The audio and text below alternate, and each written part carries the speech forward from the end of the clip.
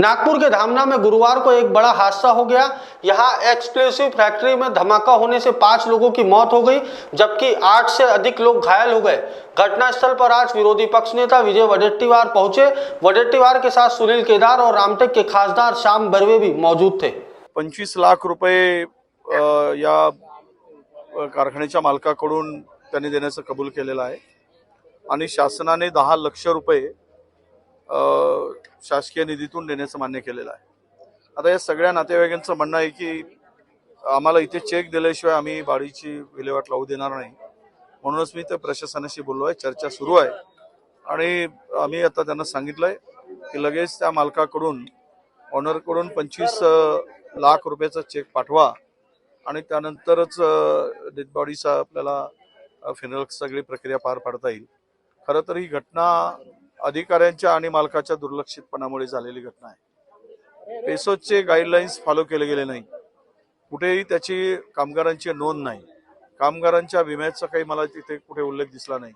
अल्पवयीन कामगार त्या ठिकाणी ठेवले गेले आणि उद्योग विभाग जो आहे ज्याचं नियंत्रण आहे, कारण हा एक्सप्लोजिव्ह कारखाना आहे, यावर वारंवार विजिट व्हायला पाहिजे, तपासणी व्हायला पाहिजे संबंधित अधिकाऱ्याकडून।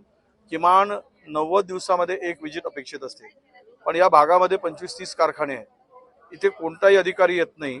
केवळ हप्ता घेणं, महिन्याला वसुली करणं आणि तो ऑफिसमध्ये पोहोचवून देतात। त्यामुळे अशा गंभीर घटना या भागामध्ये वारंवार घडत आहेत।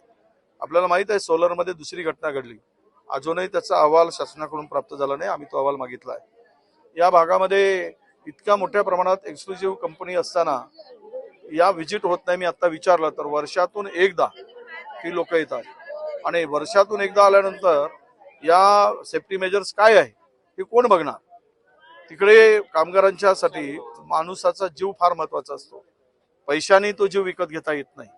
हे पैसे मिळतील, त्यांच्या कुटुंबाला आधार होईल, पण गेलेला जीव येईल का, हा खरा महत्वाचा प्रश्न असतो। आणि आज स्थितीमध्ये आणि या लोकांना कुठेही हे स्किल्ड वर्कर दिसले नाही, म्हणजे अप्रशिक्षित आहे।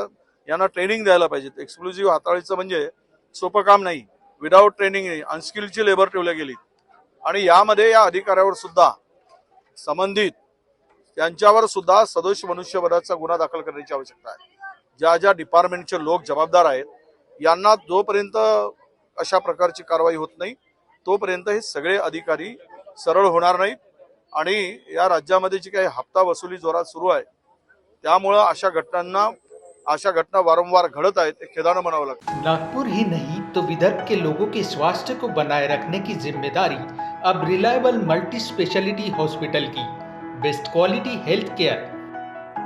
जी हाँ, अब हम रहेंगे आपकी सेवा में 24/7 तत्पर। Orthopaedic, joint replacement, ICU theatre, maternity surgery, pathology, modular operation, pharmacy और लैप्रोस्कोपी सर्जरी आदि सभी आधुनिक सुविधाओं से पूर्ण। We are always for your health care. हमारा पता reliable multi speciality hospital, Wathoda square, near Nayara petrol pump, ring road, Nagpur.